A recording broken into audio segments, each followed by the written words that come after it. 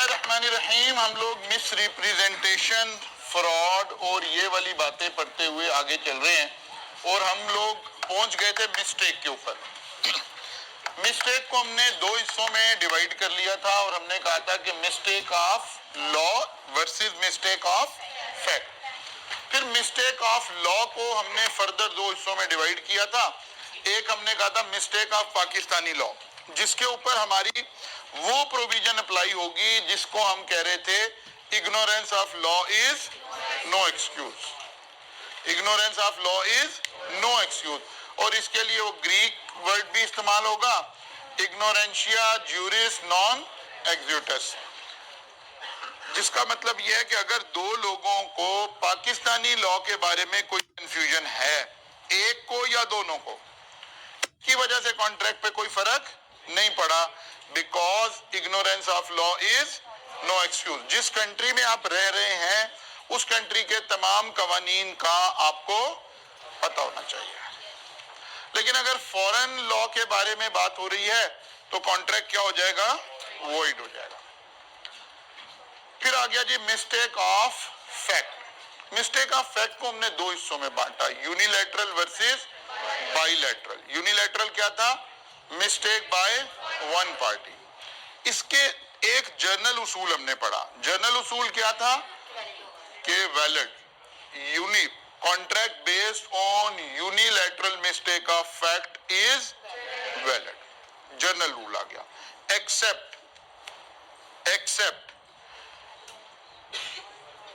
voidable if mistake is induced by fraud or misrepresentation, and contract is void if mistake is about nature of contract, identity of person।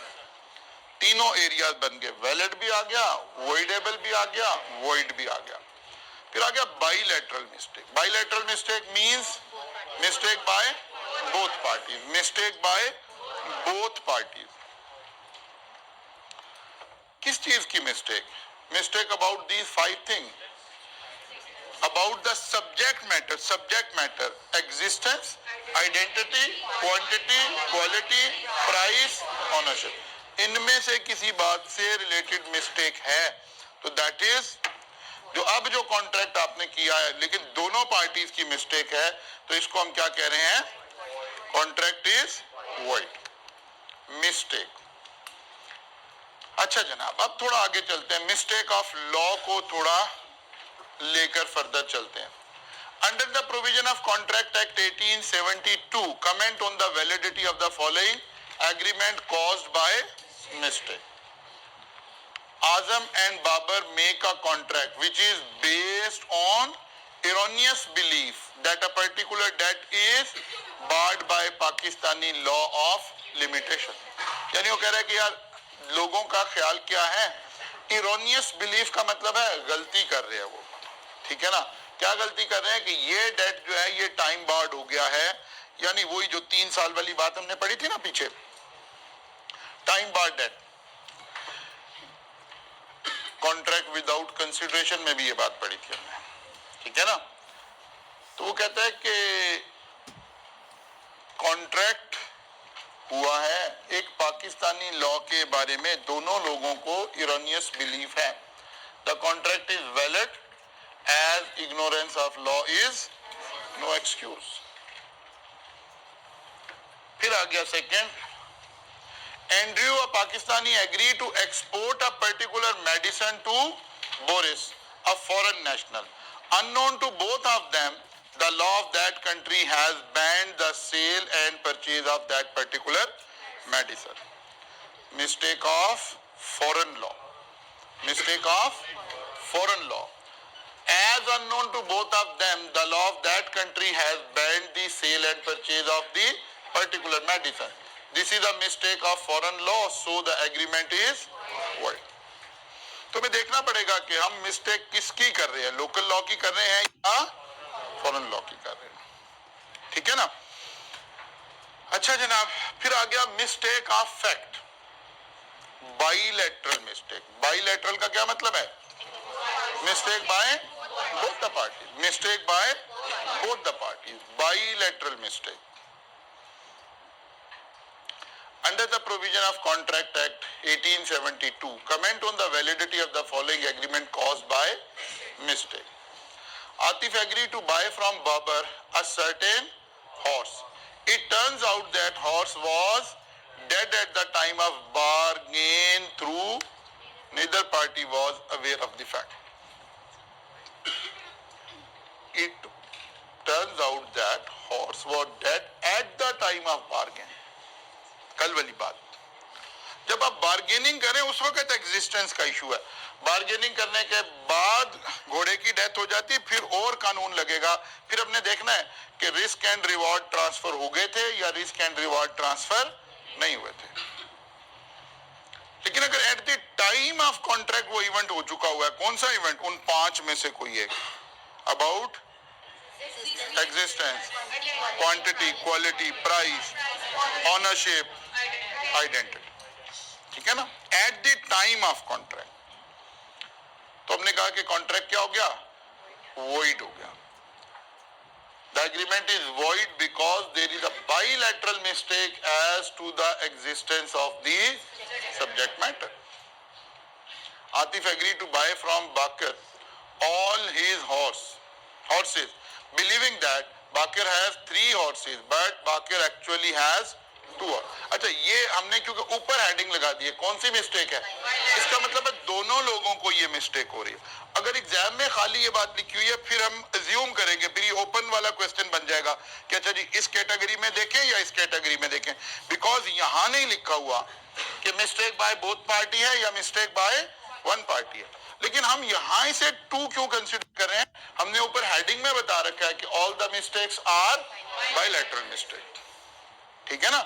लेकिन अगर खाली ये assessment ये आए, ये लिखा हुआ है और ये क्वेश्चन है, फिर हम इसे बोथ एंड से डिस्कस करेंगे कि अगर मिस्टेक बाय वन पार्टी है then it is a valid contract, valid contract, ठीक है ना। लेकिन अगर मिस्टेक बाय बोथ पार्टी है then it is void contract. The agreement is void because there is a bilateral mistake as to the quantity of subject matter. लेकिन यहां से पढ़ के नहीं, मैं बार बार एक्सप्लेन कर रहा हूं, यहां से पढ़ के नहीं पता चल रहा, यहां से तो बल्कि जो इंप्रेशन क्रिएट हो रहा है वो क्या है? Asif agree to buy from Baqir all his horses believing that Baqir has 3 horses but Baqir actually has 2 horses। यहां से तो लग रहा है कि आसिफ सिर्फ मिस्टेक कर रहा है, ठीक है ना। तो पिछला सिनेरियो के साथ लिंक करेंगे, और अगर फर्ज किया हम एग्जाम में बैठे हैं तो सबसे अच्छी बात क्या है? इफ एंड बट अनलेस के जरिए दोनों एरियाज को कवर कर दें कि अगर if it is a unilateral mistake by Asif then contract is, but if it is bilateral mistake then contract is void. नहीं, अगर एक पूछे तो फिर तो वही बताना है, यही तो कह रहा हूं, एक पूछा हमने, नहीं नहीं नहीं, ये नहीं कह रहे, सर्कमस्टांसिस से पता चले। हम तो अपनी जस्टिफिकेशन दे रहे हैं कि सर आपने इसे बाइलैटरल क्यों ले लिया है, बिकॉज हमने तो हेडिंग में बता दिया, अजम्पशन ले लिया कि both the mistakes are bilateral mistake.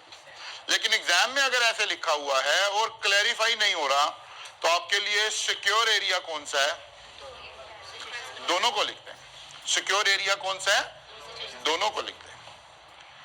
Asif agree to buy a particular horse from Baqir, both believe it to be a race horse but it turns out to be a cot.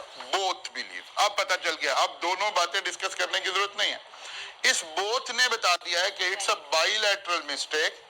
उनका ख्याल था ये रेस वाला घोड़ा है, पता चला नहीं ये तो कार्ट। अब ये दोनों घोड़ों की क्वालिटी अलग अलग है ना, mistake about quality of subject matter. बात समझ आ रही है? The agreement is void because there is a bilateral mistake as to the quality of the subject matter. यही बात हम पीछे पढ़कर आ रहे थे बेसिकली। कुछ बात समझ आ रही है? जो खड़े होकर पढ़ रहे हैं उन्हें ज्यादा समझ आ रही होगी। तो आप लोग जो खड़े हैं, आप मतलब अगर आप लोगों ने टेस्ट नहीं देने तो क्यों सुबह सुबह 7 बजे उठ के आप आते हैं? कोई मुझे भी रीजन समझाए। हाँ जी, आप समझाना शुरू करें बेटा। हाँ जी,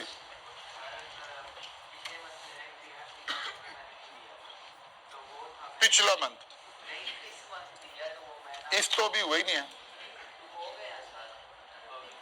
इस वाले हो गए। चलो बैठ जाओ तुम। हाँ जी, आगे चलो जी। हैं, जोर से बोलो रे यार, क्या कह रहे हैं? तबीयत ही तो ठीक करने के लिए खड़ा किया तुमने, ये हो जाएगी थोड़ी देर में ठीक। अच्छा जी, आगे जी आप चलें। केआरसी का पेपर रहता था, इस अटेम्प्ट में दिया। आप स्लिप दिखा देंगे हमें अपनी, हम ऑडिटर ही है ना, एविडेंस तो। सॉरी, कहाँ गया? तो तुम्हें सांस कैसे आ रहा है बगैर मोबाइल? मुझे तो नहीं आता है।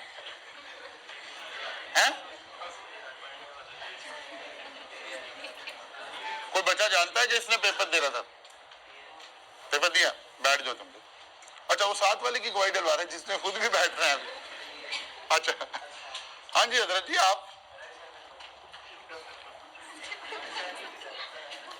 हैं? एडमिट कार्ड का, चलो फिर सब लोग ही बैठ जाओ यार, छोड़ो। अच्छा जनाब, तो बाइलैटरल मिस्टेक, लेकिन आज हमने आधा लेक्चर ऐसे शुरू कर दिया है, ठीक है ना? अगली दफा हो सकता है पूरा लेक्चर ही ऐसे और आप खड़े होकर पढ़ रहे होंगे। ये सोच लें, मतलब ये डिसाइड कर लें कि आपने टेस्ट देने ही देने हैं। टेस्ट एक कंपलसरी एक्टिविटी है, और अब तो इस दफा तो आपकी थी भी असेसमेंट में हम अपना पूरे कॉलेज के सिस्टम को रीवैम्प कर रहे हैं। हमें एक्स्ट्रा वर्क करना पड़ रहा है, एक्स्ट्रा सारा काम करना पड़ रहा है ताकि हम वही एग्जाम एनवायरनमेंट क्रिएट कर सकें। टेस्ट में तो फिर भी आप सुबह भी चले गए, कोई बाद में चला गया, कोई थोड़ा बहुत पेपर किसी को पता चल गया, कुछ हो गया। पूरी कॉलेज की मैनेजमेंट एक टांग पे खड़ी है कि असेसमेंट करवानी है, कंडक्ट करवानी है, और आप लोग बच्चे उसे फॉर ग्रांटेड ले रहे हैं। ऑर्गेनाइजेशन में कोई बंदा सांस भी ले रहा है ना एक्स्ट्रा, तो ऑर्गेनाइजेशन को कॉस्ट आ रही है। आप ये बात फील करें, बिकॉज आप स्टूडेंट है ना, आप इसे फॉर ग्रांटेड ले रहे हैं। एग्जैक्ट एनवायरनमेंट क्रिएट करने के लिए आपको रूम एलोकेट किए गए, सारा कुछ किया गया। थोड़ा सा माहौल, टेस्ट का और असेसमेंट का फर्क था, क्वालिटी ऑफ टेस्ट में भी फर्क था।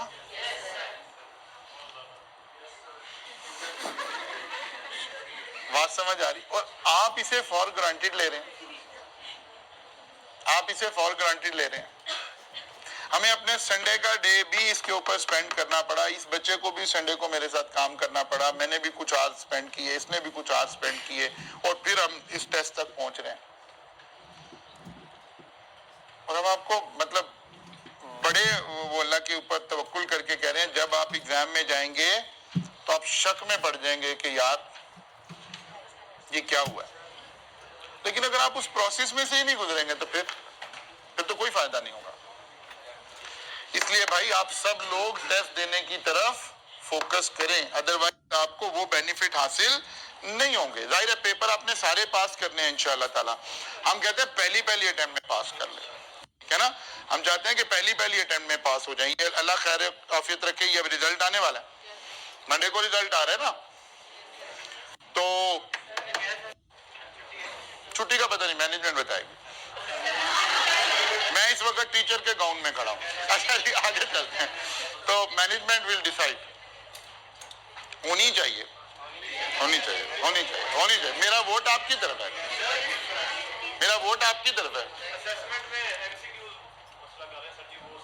कोई बात नहीं, वो हम डिस्कस करेंगे ना अभी। बल्कि यार हम अर्लीस्ट असेसमेंट कब चेक करके दे सकते हैं, ताकि हम डिस्कशन में डाल दें असेसमेंट को।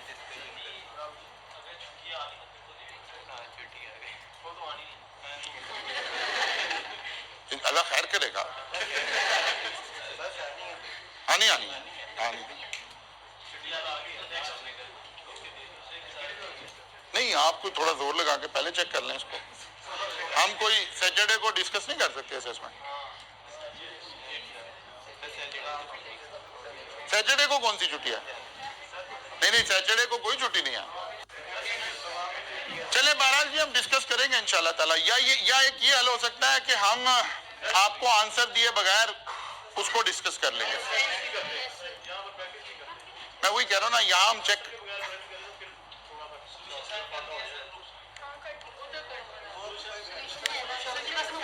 चले देखते हैं। ठीक हो गया, हम यहाँ डिस्कस कर लेंगे। ओके जी। Mistake of fact, mistake of fact. कौन सी mistake? Bilateral. Under the provision of Contract Act 18, comment on the validity of the following agreement caused by mistake. Amir agreed to buy a particular house. ये तो वही नहीं आ गया। अच्छा, अब आ गया, फैक्ट पर आ गया, ठीक है ना। Amir agreed to buy a particular horse from Basit, who mentioned in his letter the price as 1150 instead of 550.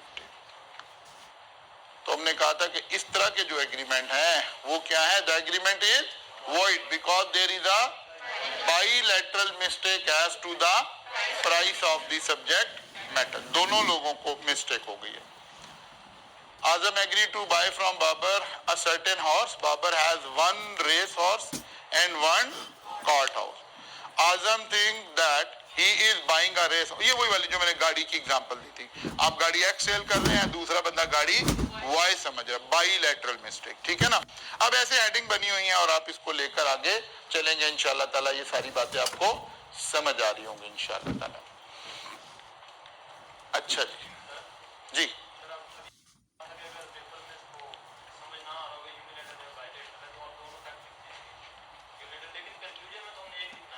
नहीं, एक नहीं लिखना, फिर कंक्लूजन नहीं करना। दोनों का कंक्लूजन अलग अलग देकर आए ना, कि अगर एक बंदे की गलती है तो ये कंक्लूजन है, अगर दोनों की गलती है तो ये कंक्लूजन है। बेटा आप बात को नहीं समझ रहे।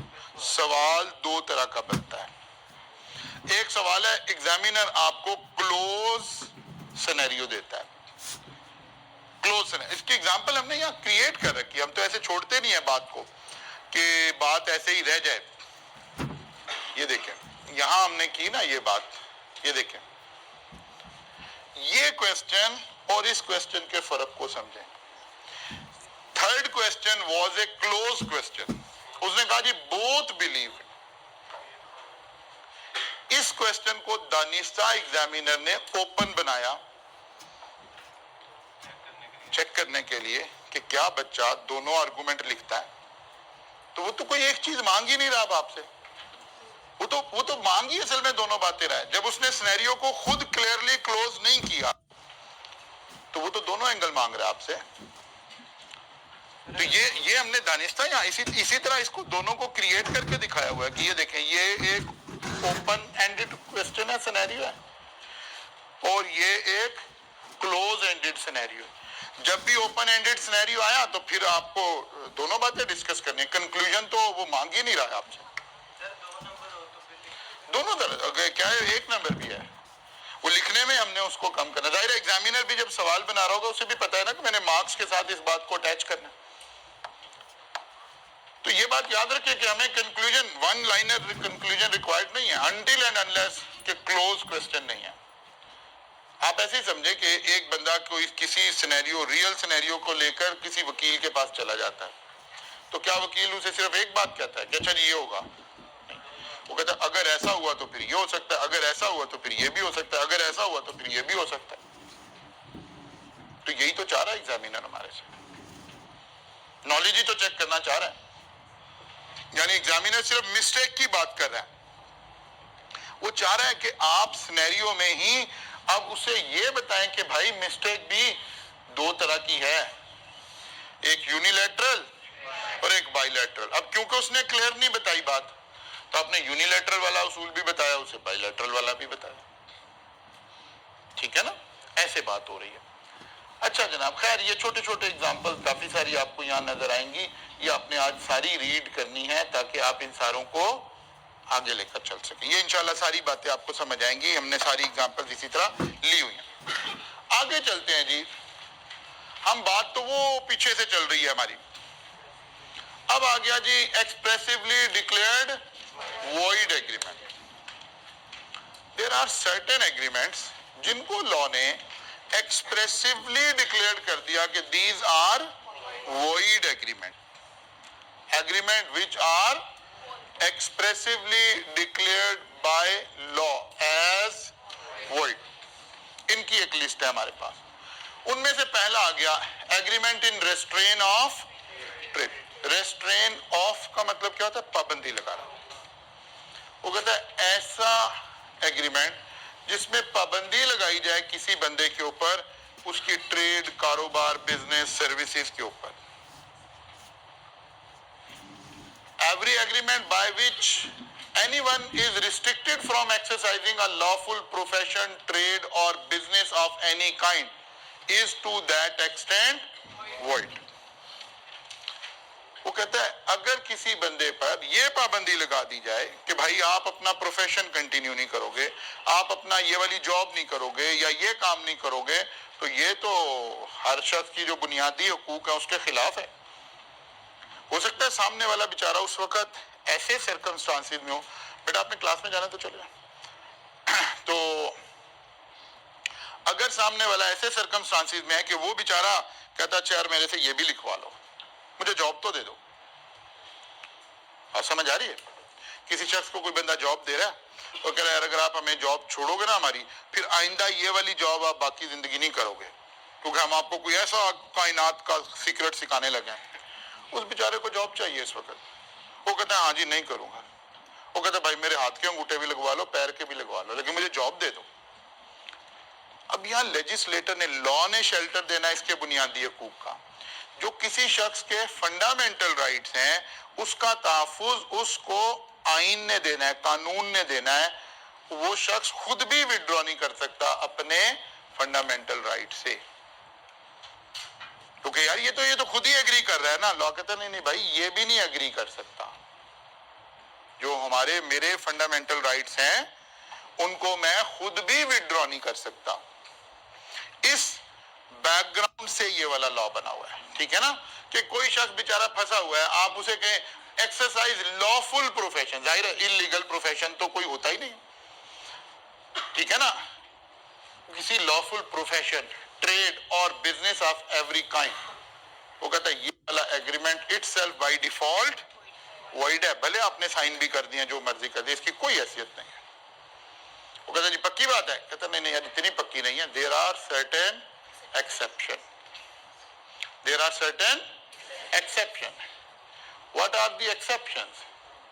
वो कहता है जी पहली एक्सेप्शन है जब पार्टनरशिप है ना, हमने पूरा एक्ट भी पढ़ना है पार्टनरशिप का। पार्टनरशिप के जो एग्जिस्टिंग पार्टनर है, 5 लोग हैं वो आपस में पार्टनर हैं, वो कहते हैं existing partner subject to contract between partner, a partner may not carry on any business competing with that of the firm while he is a partner. कोई लोग 5 लोग पार्टनर हैं, वो कोई एक बिजनेस कर रहे हैं, वो आपस में एग्री करते हैं कि यार हमारे में से कोई, बल्कि एग्री करने की जरूरत नहीं है, इनमें से कोई भी कंपीटिंग बिजनेस नहीं करेगा। कंपीटिंग बिजनेस का क्या मतलब है? सेम कारोबार। जैसे हम राइस की एग्जांपल लें तो हम 4 पार्टनर हैं, हम इस वक्त क्या बिजनेस कर रहे हैं?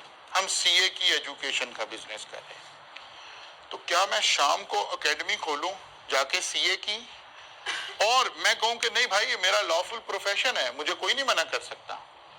लॉ कह रहे नहीं ये एक एक्सेप्शन है, जब आप पार्टनर हैं किसी पार्टनरशिप में तो आप बाय डिफॉल्ट कंपीटिंग बिजनेस नहीं कर सकते।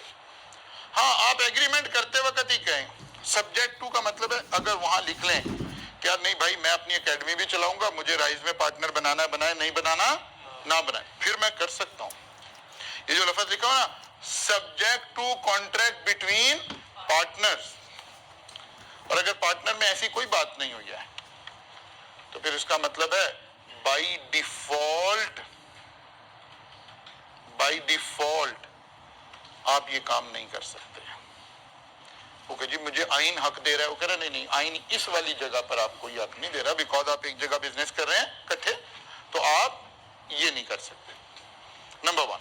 नंबर 2, आउटगोइंग पार्टनर को कहते हैं जो पार्टनर रिटायर होके जा रहा है, फर्म छोड़ के जा रहा है। हम 5 पार्टनर से एक पार्टनर हमारे में से निकल के जा रहा है, फर्ज करें। वो कहते हैं क्या इस सिचुएशन में भी कुछ देखना है? An outgoing partner may agree with his partner that he will not carry on any business similar to that of the firm for a specific period and for specific local limit। वो कहते हैं अगर कोई एक partnership से exit कर रहा है और पार्टनर ने आपस में पहले ही तय किया हुआ है कि भाई अगर कोई भी पार्टनर छोड़ के जाएगा ना तो वो 2 साल तक सिमिलर बिजनेस नहीं करेगा। लॉ कहता है कि ये वाली बात भी ठीक है, लेकिन वो कहता है ये जो टाइम फ्रेम है ना, टाइम फ्रेम ये भी रीजनेबल होना चाहिए और लोकेशन भी रीजनेबल होनी चाहिए। मसलन कोई ऐसा बिजनेस है जो पार्टनर लाहौर में कर रहे हैं, अब जाहिर है यहाँ लॉ का रैशनल क्या है, लॉ के जहन में क्या बात है कि भाई आप जो हैं अगर बिजनेस कर रहे हैं, एक पार्टनर बिजनेस छोड़ के जाए और उस पार्टनर के कस्टमर भी साथ ले जाए, स्टूडेंट भी साथ ले जाए, ये थीम है। वो कहते नहीं यार, जहां इसके ऊपर कोई हमने अनड्यू वो नहीं करना, तो वहां जो एग्जिस्टिंग पार्टनरशिप है उसका भी तो ख्याल करना है। तो कह रहा है कि for a specific period and for specified local limits, लेकिन साथ ही लॉ कहते हैं कि यार ये जरा देखना है, मसलन कोई एक बिजनेस है और सिर्फ लाहौर में है और ये बंदा छोड़ के कराची जा रहा है और कराची जाके काम करना चाह रहा है, तो अगले दिन से कर सकता है, कोई मसला नहीं है, क्योंकि लाहौर का कस्टमर इसके पास कराची तो नहीं जा रहा ना। इन दोनों का रीजनेबल होना चाहिए, टाइम पीरियड भी और लोकल लिमिट भी। अब यहाँ लॉ ने ना कोई ये नहीं कहा 3 किलोमीटर के अंदर नहीं काम करेगा, 10, बल्कि ये केस अदालत में जाएगा, जज साहब विल डिफाइन के यार इस सिचुएशन में क्या रीजनेबल बात है। बात समझ आ रही है? और टाइम फ्रेम भी कितना रीजनेबल बात है। मसलन हो सकता है बाज कारोबार ऐसे हो कि एक बंदा 2 महीने के लिए पीछे हो जाए तो फिर दोबारा मार्केट में आए तो एग्जिस्टिंग लोगों को नुकसान नहीं पहुंचेगा, और हो सकता है कोई कारोबार ऐसा हो जिसमें वो 2 साल तक पीछे रहेगा तो फिर ये काम हो सकेगा। रीजन इसीलिए लॉ ने कोई टाइम नहीं कहा कि 2 साल तक, 1 साल तक, 6 महीने तक, कहता नो नो नो, रीजनेबल। इसका मतलब है फैसला सिचुएशन टू सिचुएशन होगा कि रीजनेबल टाइम 1 साल है, 6 महीने है, 2 महीने है, depend on the situation.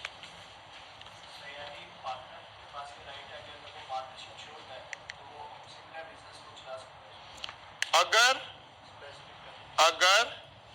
Agree नहीं हुआ तो, और अगर पार्टनरशिप में लिखा हुआ है कि भाई अगर कोई पार्टनर छोड़कर जाएगा तो 6 महीने तक सिमिलर बिजनेस नहीं करेगा, लॉ कहता है नहीं करेगा, वो ये वाला सहारा नहीं लेगा सेक्शन 27 का। बात समझ आई है? दोबारा